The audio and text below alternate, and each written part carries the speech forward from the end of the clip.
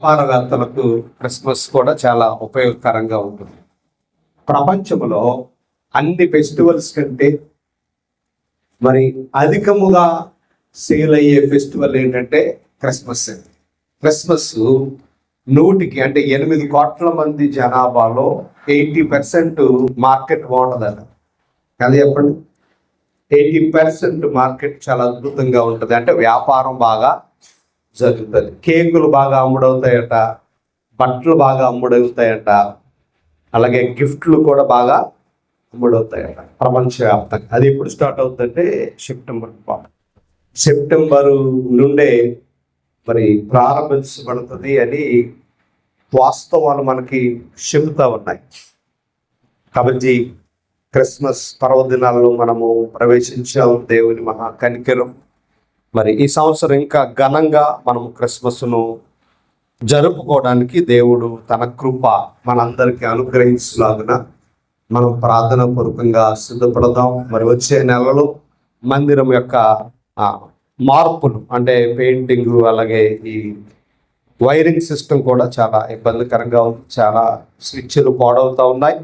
అవన్నీ సరిచేసి చక్కగా పెయింట్స్ వేసి అందంగా మందిరాన్ని తయారు చేయడానికి మరి వచ్చే నెలలో ఆ పనులు ప్రారంభించాలి. మరి నవంబరు 2వ వారం దాటిన తర్వాత పనులు ప్రారంభించాలని అనుకుంటూ ఉన్నాను. మీరందరూ దాని కొరకు ప్రార్థన చేయాలి. దేవుడు ఒకవేళ మిమ్మల్ని ప్రేరేపిస్తే ఈ మందిరం మరమ్మతుల నిమిత్తం తప్పనిసరిగా మీ సహాయాన్ని అందించండి. ఇప్పటి నుండే మరి జరగబోయే క్రిస్మస్ పర్వదినాలు మన సంఘంలో 3 క్రిస్మస్లు జరుగుతూ ఉన్నాయి. Children's Christmas, women's Christmas, mega Christmas. ఈ 3 కూడా అద్భుతంగా దేవుడు జరిగించి మన కుటుంబాలను ఆయన మహిమలో నడిపించులాగా ఈ 2025 మన జీవితాల్లో ఎన్నో జ్ఞాపకాలు మిగిల్చింది, ఎన్నో అద్భుతమైన సంఘటనలు మిగిల్చింది, ఎన్నో వేదనకరమైన సంఘటనలను మిగిల్చింది. ఎన్ని ఉన్నప్పటికీ దేవుణ్ణి మహిమపరిచే విషయంలో, దేవుని గణపరిచే విషయంలో అద్భుతమైన సాధనాలుగా దేవా నీ మహిమార్థమై నన్ను ఒక ఘనమైన పాత్రగా నిలబెట్టు అని మనము దేవుణ్ణి అడిగి దేవుని కొరకు ఒక ఘనమైన పాత్రగా వాడబడులాగున మనల్ని మనము సిద్ధపాటు చేసుకుందాం. మరి ప్రకటన గ్రంథాన్ని మనము ధ్యానిస్తూ ఉన్నాం. ఈరోజు ప్రకటన గ్రంథమును గూర్చినటువంటి విశేష సత్యాలు పరిశీలిస్తాం. నవంబరు, డిసెంబరు క్రిస్మస్కు సంబంధించిన వర్తమానాలు వింటాం. మరలా తిరిగి జనవరి నుండి మనము మరి ప్రకటన గ్రంథాన్ని నేర్చుకుంటాం. ఈరోజు ప్రకటన గ్రంథాన్ని గురించి మనం మాట్లాడుతూ ఉన్నప్పుడు నేను మీకు గతంలో జ్ఞాపకం చేశాను. ప్రకటన గ్రంథము గుర్తులతో, సంఖ్యలతో వ్రాయబడింది. దేంతో రాయబడింది? ప్రకటన గ్రంథము గుర్తులతో, సంఖ్యలు. అంటే గుర్తు అంటే సింబల్, లేకపోతే చిత్రము. అనేక చిత్రముల సముదాయమే ప్రకటన గ్రంథము, అనేక సంఖ్యల సముదాయమే ప్రకటన గ్రంథం. నేను మొన్న ఒక మందిరానికి వాక్యం చెప్పడానికి వెళ్ళాను ఈ నెలలోనే. అది దాదాపుగా 60 సంవత్సరాల చరిత్ర కలిగిన మందిరం. మరి చాలా పూర్వీకుల నుండి నడిపించబడుతున్న మందిరం. అక్కడికి నేను వెళ్ళి వాళ్ళని అడిగాను, ప్రకటన గ్రంథాన్ని గురించి మీరు ఎప్పుడైనా విన్నారంటే వాళ్ళు ఎవరు కూడా చేతులు ఎత్తలేదు. 60 సంవత్సరాల నుంచి వాళ్ళు ప్రకటన గ్రంథం గురించి పూర్తిగా ఎప్పుడు వినే లేదంట. ఎన్ని సంవత్సరాల నుంచి? 60 సంవత్సరాల నుండి. మీరు అందరూ విన్నారని నేను అనుకుంటున్నాను. ఎందుకంటే వాక్యంలో మీరు అందరూ చక్కగా చదువుతారు, చాలా విషయాలు నేర్చుకుంటూ ఉంటారు. ఎందుకు ఈ మాట చెప్తున్నాను అంటే, ప్రకటన గ్రంథము ఒకవేళ మనము చదవకపోతే, ప్రకటన గ్రంథాన్ని మనము ధ్యానించకపోతే దేవుని యొక్క సంపూర్ణ సంకల్పం మనకి ఎప్పటికీ అర్థము కాదు. క్రైస్తవ జీవితము ఎలా బ్యాలెన్స్ చేయాలో, దేవుని కొరకు ఎలాంటి పోరాటము చేయాలో అర్థమయ్యే రీతిగా చిత్రీకరించబడిన అద్భుతమైన గ్రంథమే ప్రకటన గ్రంథము. కాబట్టి ఒక క్రైస్తవుడిగా, ఎలాంటి క్రైస్తవుడిగా అంటే దేవుని కొరకు సక్సెస్ఫుల్ అంటే విజయవంతమైన క్రైస్తవుడిగా, విజయవంతమైన క్రైస్తవురాలుగా నీవు నిలబడాలి అంటే ప్రకటన గ్రంథాన్ని నీవు ధ్యానించాలి. ప్రకటన గ్రంథంలో ఉన్న సత్యాలను అర్థము చేసుకోవాలి. ప్రకటన గ్రంథం ఇద్దరు వ్యక్తుల యొక్క వర్ణన మనకు కనబడుతుంది. మొదటి అధ్యాయములో ఆ విశ్వ చక్రవర్తి అయిన ప్రభువు కనబడతాడు. ఆయన అసంచలమైన అధికారము, ఆయన స్వరూపము, ఆయన శక్తి, ఆయన సామర్థ్యము, ప్రభు యొక్క మహిమ మీకు సువార్తలలో కానీ పత్రికల్లో కానీ సంపూర్ణత లేదు. కానీ ప్రకటన గ్రంథములో ప్రభు యొక్క మహిమను గూర్చి, ఆయన శక్తిని గురించి మొదటి అధ్యాయము వర్ణించబడింది. ఇప్పుడు గమనిస్తే అలాంటి శక్తి సామర్థ్యం కలిగిన ప్రభువుకి 12వ అధ్యాయములో ఘట సర్పము, ఏది చెప్పాలి, ఏ సర్పము? 12వ అధ్యాయములో ఘట సర్పమును గుర్చిన వర్ణన. అంటే మీరు గమనించాలి, ఘట సర్పము అనగా సాతాను యొక్క శక్తి సామర్థ్యము. విశ్వ చక్రవర్తి అయిన ప్రభువు ఘట సర్పము మధ్యన సంభవించిన విషయములు చిత్రీకరించబడిన తీరే ప్రకటన గ్రంథం. ఇప్పుడు గమనిస్తే ప్రభు యొక్క శక్తిని గురించి ఆలోచించడానికి ముందుగా మనము శత్రువైన సాతాను సామర్థ్యాన్ని ఆలోచిస్తే, శత్రువైన సాతాను ఎంత శక్తివంతుడో, వాడు ఎంత బలం కలిగిన వాడు ప్రభు సంఘాన్ని లేకపోతే దేవుని జనాంగాన్ని, దేవుని పిల్లలను పతనావస్థకు నడిపించడానికి వాడు యొక్క శక్తి సామర్థ్యము వర్ణించబడిన తీరు చూస్తే 3వ వచనం ప్రకటన గ్రంథములో వాడి గురించి ఆ మహాఘట సర్పము ఏమనుంది? ఆ మహాఘట సర్పము 7 తలలు ఉన్నాయి. ఎన్ని? క్షమించాలి, 7 తలల 7 కొమ్ములు, అంతేనా? ఎన్ని కొమ్ములు? ఒకసారి చదువుదాము. ప్రకటన గ్రంథము 12వ అధ్యాయం, ప్రకటన గ్రంథము 12వ అధ్యాయము 3వ వచనం. అంత పరలోకమందు ఇంకొక సూచన కనబడని, ఇదిగో ఎర్రని మహాఘట సర్పం, దానికి 7 తలలు 10 కొమ్ములు. 7 తలలు. ఎన్ని తలలు? 7 తలలు. మీరు గమనించాలి. తల అంటే దేని గుర్తు తెలుసా? పవర్. తల అంటే దేని గుర్తు? పవర్ అంటే శక్తి. మన బాడీ అంతా దేని మీద ఆధారపడి నడుస్తూ ఉందంటే బ్రెయిన్ మీద. అందుకనే దాన్ని కేంద్ర నాడీ వ్యవస్థ అన్నారు. మెదడుని ఏమన్నారు చెప్పండి? కేంద్ర నాడీ వ్యవస్థ పనిచేయకపోతే పిచ్చోడు అంటారు. అంటే టోటల్ బాడీకి సెంట్రల్ పాయింట్ ఏంటి? పవర్. ఎక్కడుంది పవర్? అంత ఎందులో ఉంది? బ్రెయిన్లో ఉంది. ఇప్పుడు గమనించాలి, ఎన్ని తలలట? 7 తలలు. అంటే ఒక తలే చాలా పవర్ఫుల్ అయితే 7 తలలు ఇంకెంత శక్తి. 7 సంపూర్ణతకు గుర్తుగా కనబడుతుంది. అంటే వాడు సంపూర్ణ శక్తి కలిగిన వాడు. ఎన్ని కొమ్ములు? 10 కొమ్ములు. కొమ్ము అధికారానికి గుర్తుగా కనబడతా ఉంది. కొమ్ము దేనికి గుర్తుగా? అధికారానికి గుర్తుగా కనబడతా. 10 కొమ్ములు అంటే 10 రకములైన అధికారాలు. అంటే సర్వాధికారము. ఏ అధికారము? సర్వాధికారము ప్లస్ సర్వ శక్తి కలిగిన వాడు. ఎవరో? ఘట సర్పం. ఘట సర్పం ఎలాంటి వాడు? సర్వాధికారము కలిగిన వాడు, సర్వశక్తి కలిగిన వాడు.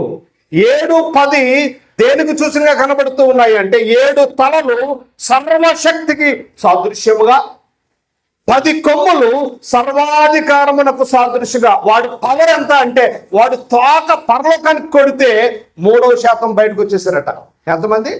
బైబిల్లో పరలోకములో కోటాను కోట్ల దూతలు ఉన్నారు అని రాయబడింది కదా.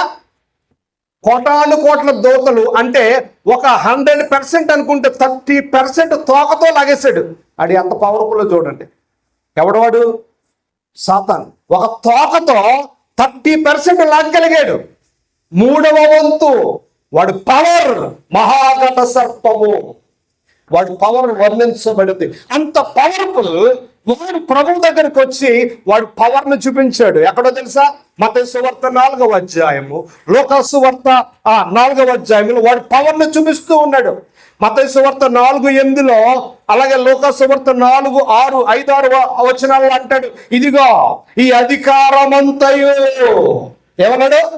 ఈ లోకములంతా చూపి ఈ పవర్ నాకు ఇవ్వబడింది.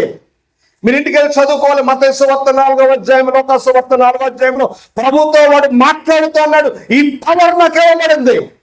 ఇది నేను ఎవరికైనా ఇచ్చే అధికారం నాకు ఉంది. నేను ఎవరికైనా ఇవ్వగలను ఈ పవర్. ఇది ఎలాంటి పవర్ అంటే యూనివర్సల్ పవర్, సర్వాధికారము. పరలోకముల వాడికి పవర్ ఉంది, భూలోకముల వాడికి పవర్ ఉంది, పాతాళమున కూడా వాడికి పవర్ ఉంది. సర్వాధికారం. వాడి శక్తికి మించిన వాడు ఎవడును లేడని తన గురించి తాను పరిచయం చేసుకుంటున్నాడు. ఎవరితో అంటే ప్రభుతో. ప్రభుతో చెబుతున్నాడు, ఇదిగో నా పవర్ అలాంటిదో తెలుసా, మామూలు ప్రభావం కాదు, ఆ పవర్ నాకు ఇవ్వబడింది. ఆడే స్వయంగా చెప్పాడు. వాడే స్వయంగా చెప్పాడు మత్తయి సువార్త 4, లూకా సువార్త 4లో, ఈ అధికారం నాకు ఇవ్వబడింది, నువ్వేం చేయక్కర్లేదు. ఈ పవర్ నీకు ఇవ్వాలంటే జస్ట్ నువ్వు నా కాళ్ళు పట్టుకో, నువ్వు నాకు నమస్కారం చేయి, సాష్టాంగ నమస్కారం చేస్తే ఈ సర్వాధికారం నేను నీకు ఇచ్చేస్తాను అంటే వాడు పవర్ వాడు తెలియపరిచాడు. ఆ పవర్ యొక్క ప్రాధాన్యత 12వ అధ్యాయంలో చిత్రీకరించబడింది. 7 కొమ్ములు 10 తలలు.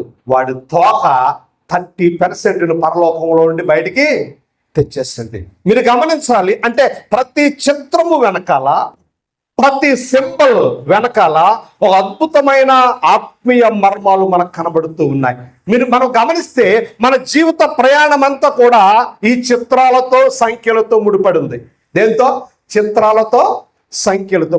ఉదాహరణకి మన భారతదేశంలో పరిపాలిస్తున్న పార్టీ యొక్క చిత్రం ఏంటంటే కలగ పువ్వు కదా. ఏ పువ్వు చెప్పండి?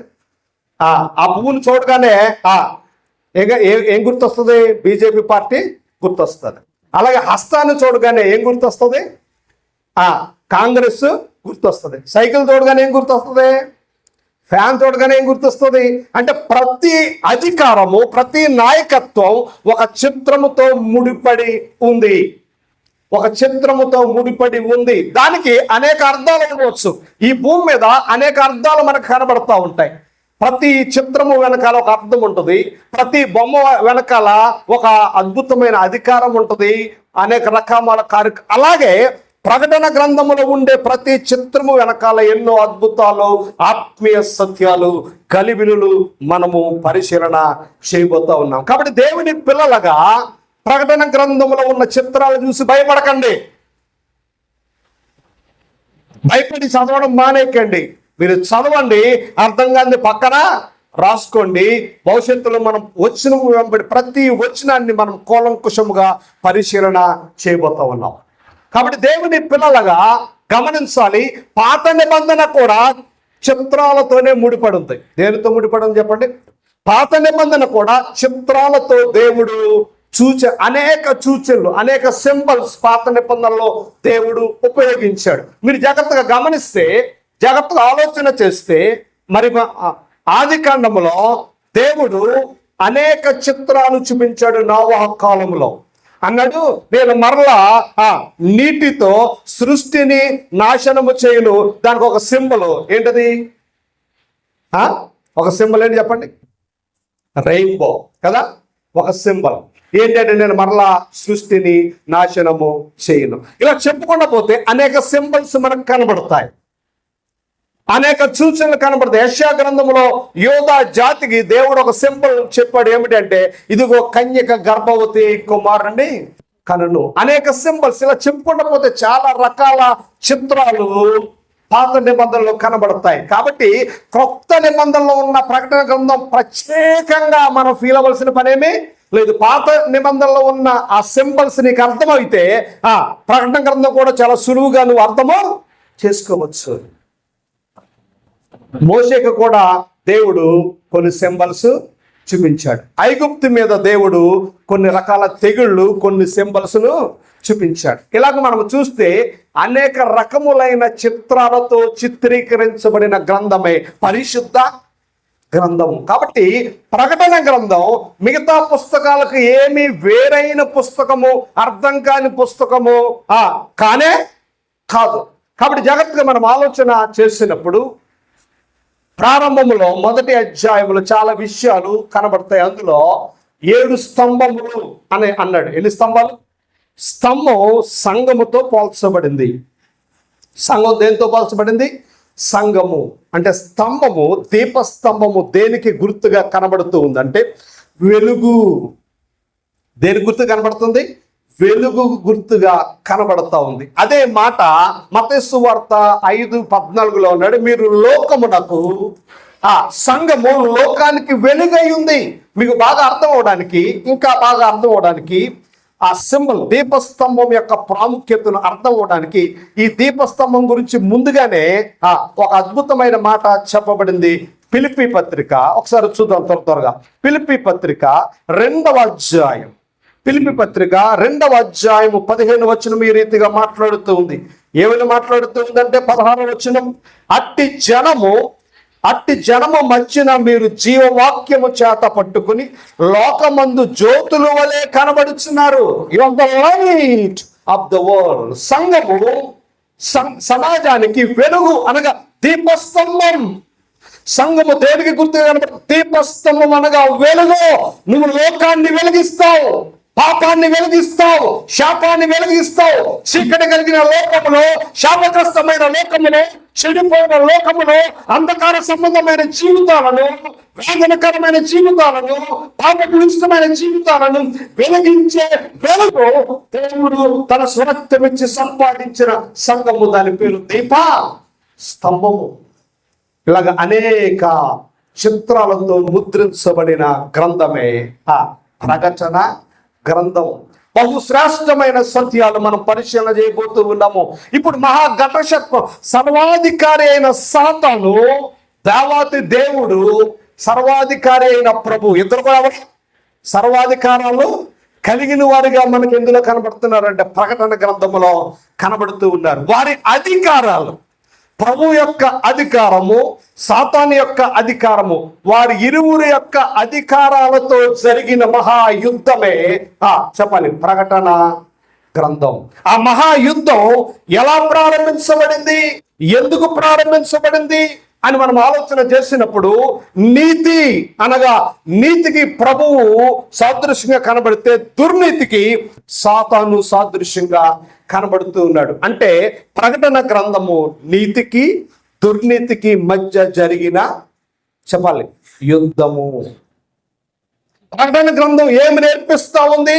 ప్రకటన గ్రంథంలో ఉన్న ప్రతి చిత్తము, ప్రతి సంఖ్య, ప్రతి పదము ఏమి నేర్పిస్తా ఉందంటే నీతికి దుర్నీతికి మధ్య జరగబోతున్న యుద్ధము, జరిగిన యుద్ధము.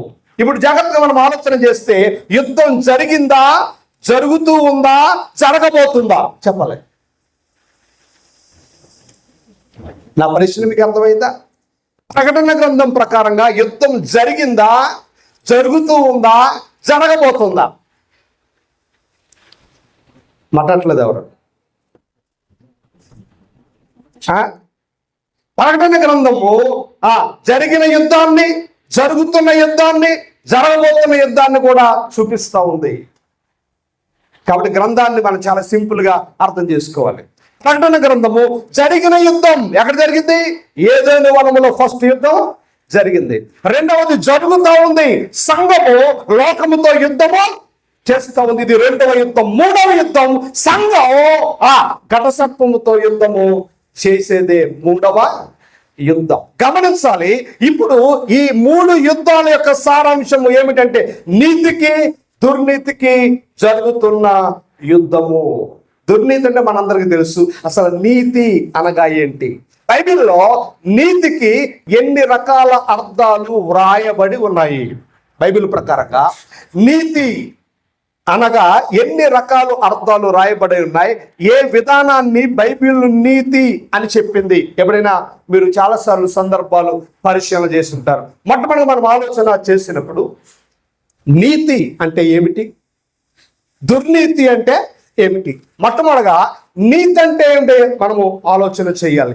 నీతి అనే దాని గురించి మనము ప్రారంభం ఎక్కడ చూస్తామంటే ఆదికాండంలో మనకు కనబడుతుంది. 15వ అధ్యాయం 1వ వచనం, అబ్రహాము దేవుని నమ్మెను, అది అతనికి నీతిగా ఎంచబడింది. ఇది ఎవరి నీతి అంటే అబ్రహాము యొక్క నీతి. ఇప్పుడు నేను మరలా మిమ్మల్ని అడుగుతున్నాను, అబ్రహాము నీతికి, అబ్రహాము తర్వాత సంతతి కాలంలో ఉన్న నీతికి రెండు ఒకటేనా, రెండు వేరు వేరా? ఎందుకంటే మీకు పాత నిబంధన బాగా తెలుసు కదా, చెప్పాలి. పాత నిబంధన మీకు బాగా తెలుసు. అబ్రహాము నీతికి తర్వాత కాలములో ఉన్న నీతి రెండు. అంటే తర్వాత కాలంలో ఎవరు? మోషే దేని గుర్తు?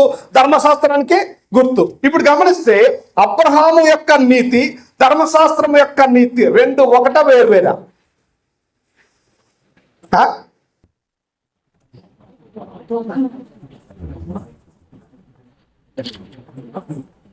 రెండు వేరు, రెండు ఒకటే కాదు. మీకు బాగా అర్థం అవడానికి మనము జాగ్రత్తగా చదివితే ద్వితీయోపదేశకాండంలో రాయబడింది ఆ మాట. 6వ అధ్యాయం 25లో అంటాడు, నేను దాని భావాన్ని చెప్తున్నాను. సమస్తమైన ఆజ్ఞలు అనుసరించడమే నీతి. ధర్మశాస్త్ర కాలానికి ఏం నీతి? ధర్మశాస్త్ర కాలంలో నీతి అంటే సమస్తమైన ఆజ్ఞలు ఎవరైతే అనుసరిస్తారో వారు నీతిమంతులు. అబ్రహాము కాలంలో ఏంటి? అబ్రహాము దేవుని నమ్మాడు, అది నీతి. అక్కడ ధర్మశాస్త్రము లేదు. ఇప్పుడు ధర్మశాస్త్ర కాలానికి వచ్చినప్పటికీ ఎవరైతే ఆజ్ఞలన్నీ పాటిస్తారో అది నీతి. ఒక మాటలో చెప్పాలంటే నీతి అనే మాటకు అర్థం ఏంటంటే ఎవరైతే దేవుని చిత్తాన్ని నెరవేరుస్తారో అది నీతి. ఎవరైతే దేవుని చిత్తాన్ని వ్యతిరేకిస్తారో లేకపోతే ప్రతిఘటిస్తారో అది దుర్నీతి. నీతి అంటే అండి, ఎవరైతే దేవుని చిత్తం అంటే ఎవరైతే దేవుని ఇష్టాన్ని ప్రేమిస్తారో, దేవుని ఇష్టానికి లోబడతారో అది నీతి. ఎవరైతే దేవుని ఇష్టాన్ని వ్యతిరేకిస్తారో, ఎవరైతే దేవుని ఇష్టాన్ని ప్రతిఘటిస్తారో అది దుర్నీతి. ఇప్పుడు ఏ యుద్ధం జరుగుతూ ఉంది? దేవుని ఇష్టాన్ని నెరవేర్చేవారు ఒక పక్క, దేవుని ఇష్టాన్ని వ్యతిరేకించేవారు ఒక పక్క. మీరు గమనించాలి, యుద్ధం ఎవరెవరికి జరుగుతుందంటే దేవుని ఇష్టాన్ని ప్రేమించేవారు, రెండవది దేవుని ఇష్టాన్ని వ్యతిరేకించేవారి మధ్య జరుగుతూ ఉంది. గమనించాలి, యోహాను పత్రికలో 5వ అధ్యాయం 16వ వచనం అన్నాడు. ఒక మాట నేను మీకు చూపించాలని ఆశపడుతూ ఉన్నాను. యోహాను సువార్త, క్షమించాలి, యోహాను రాసిన మొదటి పత్రిక 5:16 అంటాడు, సకల దుర్నీతి, సకల దుర్నీతి అనే పదం వాడాడు. సకల అంటే అన్ని విషయాలలో దుర్నీతి పాపము అని రాయబడింది. అన్ని విషయాల్లో దుర్నీతి అంటే 90% నువ్వు దేవునికి లోబడి, ఎంత శాతం? 90% నువ్వు దేవునికి లోబడి, 10% ఒకవేళ నువ్వు దేవుణ్ణి వ్యతిరేకిస్తే అదేంటి చెప్పండి? నా ప్రశ్న మీకు అర్థమైందా? సకల దుర్నీతి పాపం అన్నాడు కదా. 90% దేవుని నీతికి ఓటేసి 10% దుర్నీతికి ఓటేస్తే దాన్ని బైబిల్ ఏముంది చెప్పాలి? అది కూడా దుర్నీతే. 90%, 99% దేవునికి ఓటేసి 1% దేవునికి వ్యతిరేకంగా ఓటేస్తే అది కూడా దుర్నీతి. నీతి 100%, 99% ఉండదు, 90% ఉండదు. ఇక్కడ నీతికి దుర్నీతికి మధ్య యుద్ధము జరుగుతూ ఉంది. కొరింథీయులకు రాసిన 2వ పత్రికలో పౌలు అంటున్నాడు, 6వ అధ్యాయం 14వ వచనంలో, నీతికి దుర్నీతికి ఏమి సాంగత్యము? నీతికి దుర్నీతికి సాంగత్యము లేదు. దేవుని చిత్తాన్ని నెరవేర్చేవారు వేరు, దేవుని ఇష్టాన్ని వ్యతిరేకించేవారు వేరు. దేవుని ఇష్టాన్ని నెరవేర్చేవారు నీతిమంతులు, దేవుని ఇష్టాన్ని వ్యతిరేకించే వాళ్ళు చెప్పాలి దుర్నీతిమంతులు. గమనించాలి, పౌలు అంటున్నాడు కొరింథీ సంఘమా, నీతికి దుర్నీతికి సాంగత్యం ఏమిటి అంటే, నీతిమంతుడు దుర్నీతిమంతుడితో సాంగత్యము చేసిన అది వాక్యానుసారమైన క్రమము కాదు అంటున్నాడు. అందుకనే చెప్తున్నాడు, ఏమి సాంగత్యము? నువ్వు దేవుని చిత్తాన్ని నెరవేర్చినట్లయితే దేవుని చిత్తాన్ని వ్యతిరేకించే వారితో నీకెందుకు సహవాసం? దేవుని చిత్తాన్ని నువ్వు నెరవేర్చి దేవుణ్ణి ప్రేమిస్తే దేవుణ్ణి వ్యతిరేకించే వారితో నువ్వెందుకు సాంగత్యము చేయాలి అని పౌలు ఒక ప్రశ్న వేస్తూ ఉన్నాడు. గమనించాలి, దుర్నీతి ఏమి చేస్తుందో తెలుసా? దుర్నీతి పరులు ఏమి చేస్తారో తెలుసా? దుర్నీతి కార్యాలు ఎలా ఉంటాయి అంటే, 2 కార్యాలు దుర్నీతి పరులు చేస్తారు. ఎన్ని కార్యాలు అంటే సాతాను టీం ఘట సర్పము 2 పనులు చేస్తుంది. మొదటి పని రోమపత్రిక 1వ అధ్యాయములో ఆ విషయాలు రాయబడ్డాయి. రోమపత్రిక 1:18 1వ అధ్యాయం అంతా మీరు చదవాలి. కానీ 18వ వచనం సెంట్రల్ పాయింట్. దుర్నీతి పరులు ఏం చేస్తారంటే సత్యమును అడ్డగిస్తారు. ఏం చేస్తారు చెప్పండి? సత్యాన్ని. అంటే సత్యము అనగా నీ వాక్యమే సత్యము. చాలా మంది వాక్యానికి ప్రాధాన్యత ఇవ్వరు. చాలా మంది వాక్యాన్ని అడ్డగిస్తారు. వాక్యం చెప్పేటప్పుడు గలిబిలి చేస్తారు. వాక్యం మీద మనస్సు పెట్టరు. వాక్యానికి ప్రాధాన్యతనివ్వరు. వాక్యాన్ని వాళ్ళు వాక్యానుసారంగా వారి జీవితాలు మార్చుకోరు. దేనికి ప్రాధాన్యత ఇస్తారు? పాటలకు. దేనికి ప్రాధాన్యత ఇస్తారు?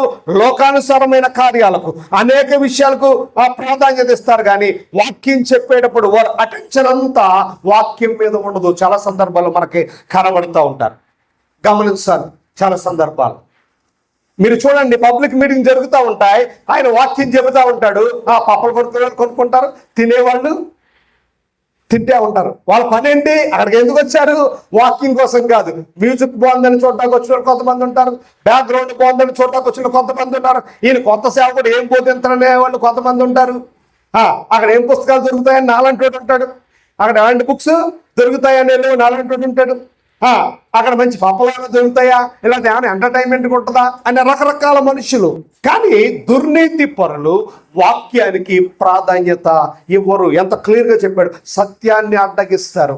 వాక్యం ఎక్కడైతే అడ్డగించబడుతుందో, ఏ కుటుంబంలో వాక్యానికి ప్రాధాన్యత లేదో, ఏ వ్యక్తి జీవితంలో వాక్యానికి ప్రాధాన్యత లేదో, ఎవరైతే వాక్యానికి సమయాన్ని కేటాయించారో వారు ఎవరి టీం అంటే ఆ ఘట సర్పం యొక్క బ్యాచ్. వారు వాక్యాన్ని అడ్డగిస్తారు. చాలా చెప్పింది ఎక్కువసేపు వద్దే, ఒక 10 నిమిషాలు చెప్పండి, ఒక పావు గంట చెప్పండి, ఒక 20 నిమిషాలు చెప్పండి. ఎప్పటి నుంచో వింటున్నాం కదండి, ఎప్పటి నుంచో మేము అన్నీ మాకు తెలుసండి, కొత్తగా మీరేమీ చెప్పక్కర్లేదండి, అన్నీ మాకు తెలుసండి. ఆయన ఆ మాస్టర్ గారు అన్నాడు, మా వాళ్ళు దేశముదురులండి అన్నాడు. నేను 10 ప్రశ్నలు వేసాను, ఒక్కదానికి కూడా సమాధానం చెప్పలేదు. అన్న 10 ప్రశ్నలు వేశారు, అది కూడా రోమాపత్రిక 1వ అధ్యాయంలో నుండి. మరి బైబిల్ అంతా ఇలా రోమాపత్రిక 1వ అధ్యాయంలో 10 ప్రశ్నలు ఎత్తే ఒక్కదానికి సమాధానం లేదు. అందరూ బైబిల్ పెట్టుకుని ఎంత బాగా కూర్చున్నారో. అంటే ఎవరైతే వాక్యానికి చోటు ఇవ్వరో వాళ్ళు సత్యాన్ని అడ్డగిస్తున్నారు. వాళ్ళ ఏ సమాజం, ఏ టీం అంటే ఘట సర్పం యొక్క టీం. గమనించాలి. రెండవది, వాళ్ళ మీద ఎవరి కోపం వస్తుందో తెలుసా? అదే 18వ అధ్యాయంలో రాయబడింది. రోమాపత్రిక 1:18లో ఎవడైతే దుర్నీతి వైపు ఉంటాడో వాడి మీద పరలోకము నుండి దేవుని కోపం దిగి వస్తుంది. లేఖనం ఎంత స్పష్టంగా చెబుతా ఉందో. అంటే దేవుని కోపానికి బలయ్యేవారు ఎవరు అంటే ఘట సర్పం బ్యాచ్ అన్నమాట. ఎవరి కోపానికి బలయ్యేవాళ్ళు? దేవుని కోపానికి బలయ్యే బ్యాచ్ ఎవరో ఘట సర్పం. గమనించాలి. ఘట సర్పం దుర్నీతి వైపు ఉన్నాడు, ప్రభువు నీతి వైపు ఉన్నాడు. మీరు గమనించాలి. దుర్నీతి సత్యాన్ని ఎలాగ అడ్డగిస్తుందో చరిత్రే మనకు సాక్ష్యం. దుర్నీతి మంచిని చెడుగా ఎలాగ చిత్రీకరిస్తుందో, దుర్నీతి రక్త సంబంధాన్ని కూడా ఎలాగ నాశనము చేస్తాదో, దుర్నీతి అన్నదమ్ముల బంధాన్ని కూడా ఎలా ఎడబాటు చేస్తుందో పాత నిబంధనలో ఒక అద్భుతమైన సత్యం కనబడుతుంది. అదే కయ్యేను హేబేలు చరిత్ర. అదే మాట యోహాను గారు రాస్తూ, యోహాను రాసిన మొదటి పత్రిక 3వ అధ్యాయము 12వ వచనంలో వారి గురించి, కయ్యేను గురించి, వాడు దుష్టుని సంబంధి. ఎవడు? ఆదామవ్వలకు పుట్టినోడే. వాడు ఎవడు బ్యాచ్లో కలిసిపోయాడు? వాడు దుర్నీతి వల్ల నీతిమంతుడైన హేబేలును చంపేశాడు. కయ్యేనులో ఉన్న దుర్నీతి, కయ్యేనులో ఉన్న దుష్టత్వం నీతిమంతుడు అంటే ఎవరు? దేవుని చిత్తాన్ని నెరవేర్చిన హేబేలును చంపేశాడు. ఇది దుర్నీతికి నీతికి జరిగే యుద్ధం. దుర్నీతికి నీతికి జరిగే యుద్ధము కయ్యేను హేబేలు చరిత్ర మనకు కనబడుతున్నాయి. కయ్యేను క్రియలు చెడ్డవై ఉన్నాయి, హేబేలు క్రియలు నీతి క్రియలై ఉన్నవి. కాబట్టి గమనించాలి, సాతాను నీతిమంతులతో యుద్ధము చేస్తాడు. సాతాను దేవుని చిత్తాన్ని నెరవేర్చే వారితో యుద్ధము చేస్తాడు అని ప్రకటన గ్రంథం యొక్క సారాంశం మనకి బోధిస్తూ ఉంది. యేసు ప్రభువు నీతి పక్షాన నిలబడి యుద్ధము చేయబోతూ ఉన్నాడు. యేసు ప్రభు గురించి అద్భుతమైన విషయాలు, ఆయన చేయబోయే ఆ యుద్ధము, లేకపోతే ఆయనతో పాటు మనము చేయుచూ ఉన్న యుద్ధము. ఎవరితో కలిసి? ప్రభుతో కలిసి మనము చేయుచూ ఉన్న యుద్ధాన్ని గురించి హెబ్రీ పత్రికలో అద్భుతంగా రాయబడింది. మొదటి అధ్యాయము, హెబ్రీ పత్రిక మొదటి అధ్యాయము యేసు ప్రభు గురించి మాట్లాడుతూ అంటాడు 8-9 వచనాల్లో, నీతిని ప్రేమించి దుర్నీతిని ద్వేషించేవారు ప్రభు అయిన యేసుక్రీస్తు. మనం అంటాము యోహాను 3:16లో, దేవుడు లోకముని ఎంతో ప్రేమించాడు. ప్రేమ ప్రభు ప్రేమ ఎంత పాపినైనా ప్రేమించును, ఎన్ని నేసాలు వేసినా ప్రేమించును, ఎన్ని ఎక్స్ట్రాలు చేసినా ప్రేమించును, మన ఇష్టానుసారంగా బ్రతికిన ప్రేమించును, నేను వచ్చినా రాపోయినా ప్రేమించును. అది అలాగ అర్థమైంది ఎవరికే? యోహాను సువార్తలో ఉన్నవాళ్ళు. ఎందుకంటే ఆయన లోకాన్ని ప్రేమించాడు, కానీ ఆయన ఏం చెబుతున్నాడు? ప్రభు, నేను నీతిని ప్రేమిస్తాను, దుర్నీతిని ద్వేషిస్తాను. గమనించాలి దేవుని పిల్లలు. ప్రభు ఇచ్చిన స్టేట్మెంట్ హెబ్రీ పత్రిక మొదటి అధ్యాయం 8-9 వచనం అంటాడు, నేను నీతిని మాత్రమే ప్రేమిస్తాను, దుర్నీతిని. అంటే ఒకవేళ నాలో దుర్నీతి ఉంటే, దేవుణ్ణి వ్యతిరేకమైన ఆలోచన, దేవుని పట్ల వ్యతిరేకమైన భావం, దేవుని పట్ల వ్యతిరేకమైన క్రియలు, దేవుని పట్ల వ్యతిరేకమైన స్వభావం, దేవుని పట్ల వ్యతిరేకమైన తత్వం ఉంటే, నేను నిన్ను ద్వేషిస్తాను. ఎందుకంటే ప్రభువు నీతిని ప్రేమించేవాడు, దుర్నీతిని ద్వేషించేవాడు. గుర్తుపెట్టుకోవాలి, ఆయన అందరినీ ఒకే రీతిగా ప్రేమించేవాడే, కరెక్టే. కానీ నువ్వు నీతిని ఎరిగిన తర్వాత, నీతిని గ్రహించిన తర్వాత, నీతిని ధరించుకున్న తర్వాత మరలా నువ్వు దుర్నీతి వైపు వెళితే, ఆయన వాక్యం చెబుతా ఉంది, ప్రభు అంటున్నాడు, నేను నీతిని ప్రేమిస్తాను, దుర్నీతిని ద్వేషిస్తాను. అంటే వ్యతిరేకిస్తాను అంటే దేవుణ్ణి, ప్రభువుని వ్యతిరేకించే స్థాయిలో, ప్రభువు చేత వ్యతిరేకించబడే స్థితిలో ఉన్నామా, ప్రభువు చేత ప్రేమించబడే స్థితిలో ఉన్నామా? ఇప్పుడు యుద్ధం ఎవరికి అంటే, ప్రభువు చేత ప్రేమించబడే వారందరూ ఒక పక్కన ఉన్నారు, ప్రభువు చేత ద్వేషించబడే వారందరూ ఒక పక్కన ఉన్నారు. అదే యుద్ధము, నీతికి దుర్నీతికి యుద్ధం. ఇదే దైవ నియమము. యోహాను రాసిన మొదటి పత్రిక 3వ అధ్యాయం 8వ వచనములో చదివితే ఏమని రాయబడిందంటే, దైవ నియమము. ఏమంటూ ఉన్నాడు? అపవాది ఎలాగా చేస్తూ ఉన్నాడు అంటే, అపవాది మొదటి నుండి వాడు పాపము చేస్తున్నాడు. ఏం చేశాడు? ఏం పాపం చేశాడు? మొదటి నుండి వాడు చేసిన పాపం ఏంటి? వాడేం పాపం చేశాడు? ఏమన్నా మర్డర్ చేశాడా? ఏమన్నా రేప్ చేశాడా? ఏమన్నా వ్యభిచారం చేశాడా? అది చేసిన పాపం ఏంటి? అది చేసిన పాపం దైవ నీతిని దుర్నీతిగా మార్చాడు. దైవ నీతిలో ఉండవలసిన ఆగమును, దైవ నీతిలో ఉండవలసిన అవమును ఎలా మార్చాడు? దుర్నీతి పరులుగా మార్చాడు. అది వాడు చేసిన పాపం. ఆడేం మర్డర్ చేయలే, ఆడేం వ్యభిచారం చేయలే, ఆడ అబద్ధాలేమి, నేను ఏదంటే దాన్ని ఇలా ఉన్నాను. వాడేం చేశాడు?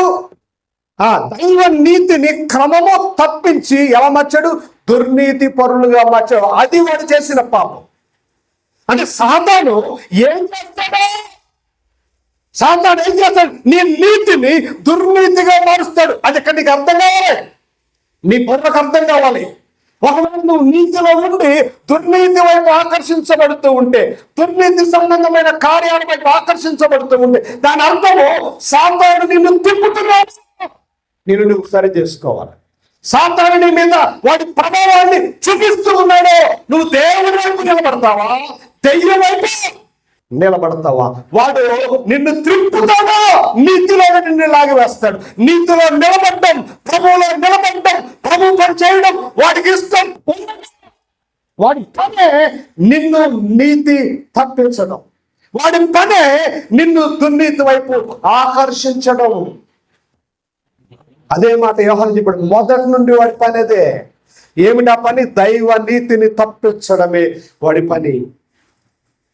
దైవ నీతిలో నుండి మానవ జాతిని తప్పించడమే సాతాను యొక్క ఎజెండా. అందుకనే పౌలు అన్నాడు ఆ కొరింథీ పత్రికలో, నీతికి దుర్నీతికి ఏమి సాంగత్యము? మొదటిది. రెండవది, బెలయాలకు క్రీస్తుకు ఏమి సాంగత్యం? బెలయాలు అనేది హెబ్రీ పదం. బెలయాలు అనే మాటకు అర్థం ఏంటి? హెబ్రీ పదం. ఆ పదం యొక్క అర్థం ఏమిటంటే పనికి మాలిన, దుర్మార్గమైన. అంటే దుర్మార్గానికి క్రీస్తుకి ఏమిటి సంబంధం? పనికి మాలిన సోదికి దేవుని వాక్యానికి ఏంటి సంబంధం? క్రీస్తుకు బెలయాలు. పనికి మాలిన వారు లోకంలో ఉన్నారు, దుష్టులు లోకంలో ఉన్నారు, పాపాన్ని ప్రేమించేవారు, పాపానికి దోషులు, పాపంతో ఉండేవారు, దుష్టత్వంలో ఉండిపోరు, దుర్నీతిని వెంబడించేవారు ఉంటే దుర్నీతికి నీతికి ఏమి సాంగత్యం? ప్రభువు నీతిని ప్రేమిస్తాడు, దుర్నీతినే ద్వేషిస్తాడు. కాబట్టి ప్రభువుకి బెలయాలకి ఏమి సంబంధం? నువ్వు ప్రభువు సంబంధివా, బెలయాలు సంబంధివా? పౌలు అడుగుతూ ఉన్నాడు కొరింథీ సంఘానికి. రెండవది. మూడవదిగా, అవిశ్వాసికి విశ్వాసికి ఏమి సంబంధం, ఏమి పొందిక? అంటే మీరు గమనించాలి, విశ్వాసిని సాతాను ఎలా మార్చాలని చూస్తాడంటే అవిశ్వాసిగా మార్చాలని చూస్తాడు. విశ్వాసి ప్రభు సంబంధి, అవిశ్వాసి సాతాను సంబంధి. నాలుగుగా అన్నాడు, దేవుని ఆలయానికి విగ్రహము ఏమి పొందుక?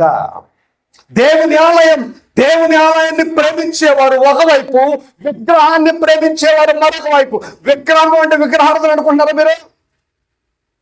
విగ్రహం అంటే విగ్రహార్థన కాదు. హృదయం అనే నీ ఆలయములో దేవునికి బదులు ఎవరు ఉన్నా అది విగ్రహమే. హృదయం అనే దేవుని ఆలయములో దేవునికి బదులు నీ హృదయ స్థానము, ప్రథమ స్థానము ఎవరికి ఇవ్వాలి అంటే దేవునికి ఇవ్వాలి.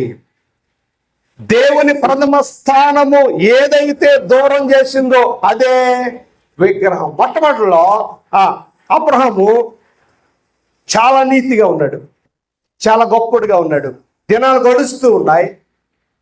ఎవరు పుట్టారు? ఇసాకు పుట్టాడు. ఇసాకు పుట్టి పెరుగుతూ ఉన్నప్పటికీ అబ్రహాం యొక్క హృదయంలో దేవుడి స్థానం పక్కకు పోయి ఎవరి స్థానం వచ్చింది?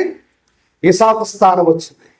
ఇసాకు స్థానం రాగానే దేవుడికి అర్థమయ్యి, నువ్వు అర్జెంటుగా పని చేయాలి, పలానా చోటకే రాండి, అక్కడికి వెళ్ళి నీ కొడుకును బలి అంటే అక్కడ ప్రభువు తేల్చుకోవాలనుకున్నాడు. అంటే నేను ముఖ్యమా, ఇసాకు ముఖ్యం? విగ్రహం. మన జీవితాల్లో కూడా అనేక విగ్రహాలు, అన్యుల విగ్రహాలు పబ్లిక్గా కనబడతాయి, మన విగ్రహాలు లోపలే ఉంటాయి.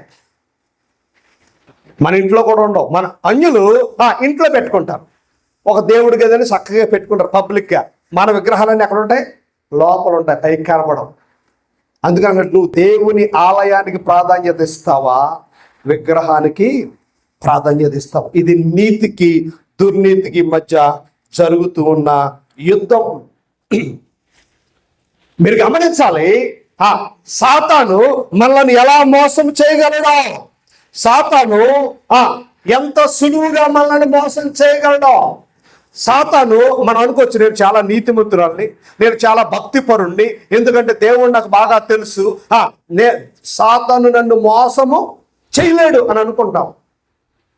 సాతాను చాలా సులువుగా మనల్ని మోసము చేస్తాడు. అలా సులువుగా మోసం ఎవరు చేశాడంటే చెప్పాలి, అవ్వమ్మను చేశాడు. ఎక్కడ మోసం చేశాడంటే, ఈ పండు తింటే ఇంకా అందంగా కనబడతావు, దేవదూతలాగుంటావు.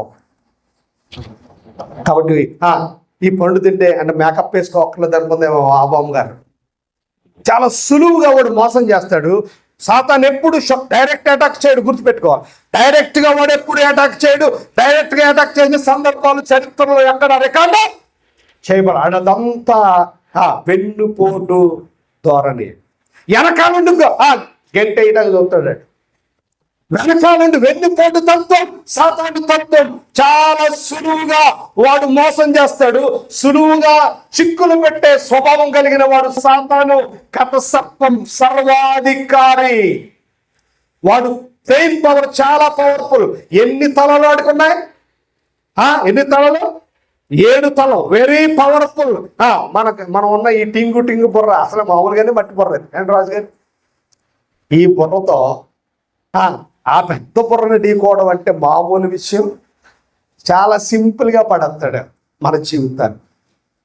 నీతి కలిగిన మన బ్రతుకును, జీవనకరమైన మన బ్రతుకును తొంగలో తొక్కేయడమే వాడి యొక్క ముఖ్య ఉద్దేశం.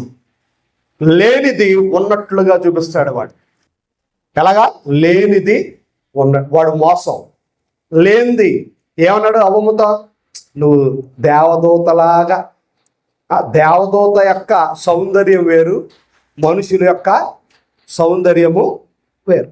వాళ్ళ అదృశ్యులు, మనము దృశ్యము కలిగిన వారు. ఇప్పుడు ఎవరితో పోల్చాడు?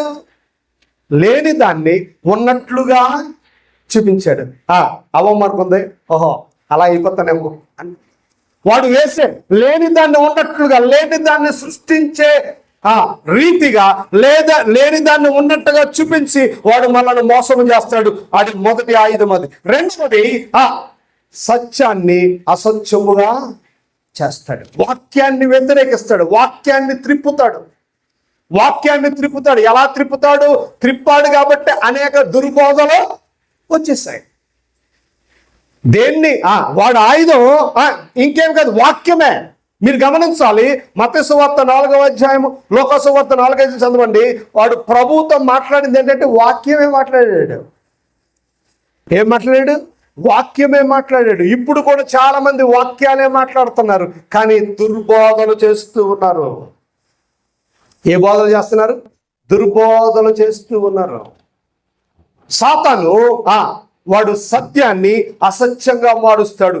రెండవ ఆయుధం. మొదటి ఆయుధము లేనిది ఉన్నట్లుగా చూపిస్తాడు. మూడవది సత్యాన్ని అసత్యంగా మారుస్తాడు. మూడవది చెడును మంచిగా చూపిస్తాడు. ఎలా చూపిస్తాడు? ఏమన్నాడు తెలుసా? ఈ పండు తిన్న తర్వాత నీ మనోనేత్రాలు చెడును ఎలా చూపిస్తున్నాడు? మంచిగా చూపిస్తాడు. మన జీవితాల్లో కూడా చెడు ఎలా కనబడుతుందంటే మంచిగా కనబడుతుంది. ఎలా కనబడితే? మంచిగా. సాతాను మామూలుడు కాదు, సర్వాధికారి. ఎఫెసీ పత్రిక అన్నాడు పౌలు, సాతాను తంత్రములు మనము ఎరిగిన వారము కాము. మనందరికీ తెలుసు. వాడు చెడును మంచిగా చూపిస్తాడు. లోకం అదే చూస్తుంది. లోకం వాడు మోసానికి ప్రాధాన్యత ఇస్తుంది. లోకం అసత్యానికి ప్రాధాన్యత ఇస్తుంది. లోకం చెడుకు ప్రాధాన్యత ఇస్తుంది. వాడి ఆయుధాలు మహాఘట సర్పం. మహాఘట సర్పము సామాన్యమైనది కాదని లేఖనం ఎంతో స్పష్టంగా చెబుతా ఉంది. అందుకని యోహాను పత్రికలో యోహాను గారు రాస్తూ అన్నాడు, యోహాను పత్రిక మొదటి పత్రిక 3వ అధ్యాయం 8వ వచనములో సాతాను క్రియలను లయపరచడానికి వచ్చాడు సర్వాధికారి అయిన ప్రభు. సాతాను క్రియలు ఎవడు క్యాల్కులేట్ చేయలేడు. సాతాను మోసాన్ని ఎవడు తప్పించుకొన జాలడు. సాతాను బాణాలను ఎవడు తప్పించుకోలేడు. ఎందుకంటే వాడు మహాజ్ఞాని. 7 తలలు జ్ఞానం కలిగిన వాడు, 10 కొమ్ములు అధికారాన్ని కలిగిన వాడు. 7 తలల ముందు నీ బుర్రంతా, నువ్వెంత? నీకున్న వాక్య పరిజ్ఞానము ఎంత? వాక్యముతోనే వాడు మాట్లాడతాడు. దేంతో మాట్లాడతాడు? వాక్యముతోనే మాట్లాడతాడు. అంటే వాడిని జయించడం మన స్థాయికి మించినది. కాబట్టి దేవుని పిల్లలుగా మనం ఆలోచన చేయాలి. దేవుని పిల్లలుగా మనం పరిశీలన చేయాలి. ఎప్పుడైతే సాతాను తన యుద్ధాన్ని చాలా చాకచక్యంగా ముగించాడో, వాడి యుద్ధాన్ని ఎలాగా చాలా చాకచక్యంగా ముగించాడో, వెంటనే 3వ అధ్యాయములో దేవుడు యుద్ధాన్ని ప్రకటించాడు. దేవుడు యుద్ధాన్ని ప్రకటించాడు. ఇదిగో చాలా సైలెంట్ గా నువ్వు యుద్ధం చేశావు, యుద్ధాన్ని ముగించావు, విజయాన్ని పొందుకున్నావు. ఇదిగో స్త్రీ సంతానం రాబోతూ ఉంది, స్త్రీ సంతానంతో నీకు యుద్ధం జరగబోతా ఉంది. అంతవరకు అధికారాన్ని నేను నీకు ఇస్తూ ఉన్నాను. దేవుడు బాహాటముగా ప్రకటించిన యుద్ధమే స్త్రీ సంతానమైన ప్రభువు. ఇప్పుడు ప్రభువుతో ఉన్న నీతిమంతులు సాతానుతో ఉన్న దుర్నీతిమంతులతో ఏం చేయబోతున్నారు? యుద్ధము చేస్తూ ఉన్నారు, యుద్ధము చెయ్యబోతా ఉన్నారు. ఆల్రెడీ మనం యుద్ధంలో ఉన్నాము, రేపు యుద్ధము చెయ్యబోతాం. మనం అనుకుంటున్నాం ఎప్పుడో చేస్తామని, కానీ ఇప్పుడే మనం ఆల్రెడీ యుద్ధము చేస్తూ ఉన్నాం. దేంతోటి? సాతాను యొక్క మోసముతో యుద్ధం చేస్తున్నాం, సాతాను యొక్క అసత్యముతో యుద్ధం చేస్తున్నాం, సాతాను యొక్క చెడుతో యుద్ధము చేస్తూ ఉన్నాం. మనం ఉన్నది యుద్ధ భూమిలో. ఒకవేళ రెప్ప పడిందా కత్తి దిగిందే. ఏం పడితే? రెప్ప పడిందంటే కత్తి దిగిపోద్ది. ఎందులో పోతావు? దుర్నీతిలోనికి వెళ్ళిపోతావు. దేవుని పిల్లలుగా ఘటసర్పము యొక్క శక్తి, ఘటసర్పము యొక్క ప్రాధాన్యతను మనం ఆలోచన చేయాలి. సాతానుతో ఛాలెంజ్ చేశాడు దేవుడు. ఇదిగో స్త్రీ సంతానం రాబోతా ఉంది, నీతో యుద్ధాన్ని చేయబోతూ ఉన్నాడు.